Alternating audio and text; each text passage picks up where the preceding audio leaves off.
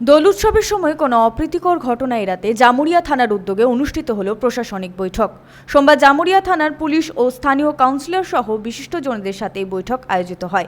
এই বৈঠকের মূল উদ্দেশ্য সরকারি নিয়ম মেনে শান্তিপূর্ণভাবে দোল উৎসব পালন করা।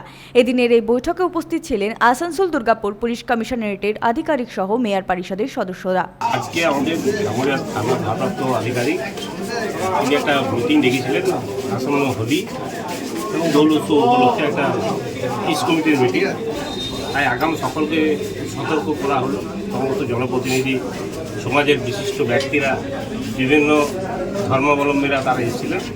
বিভিন্ন বক্তব্যের মাধ্যমে আমরা একটা জিনিস এই হলো, যেখানে যে হোলি এবং দোল উৎসব সেটা সকলে আমরা ভালো করে শেষ করব এবং সরকারের যে আমাদের আইন কানুন আছে সেগুলো কিন্তু সকলকে মানতে হবে।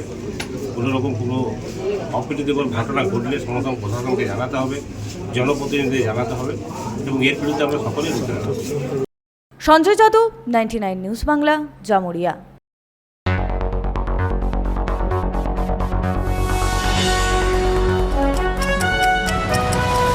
আপনারা দেখছেন 99 নিউজ বাংলা। বদলাবো আমরা।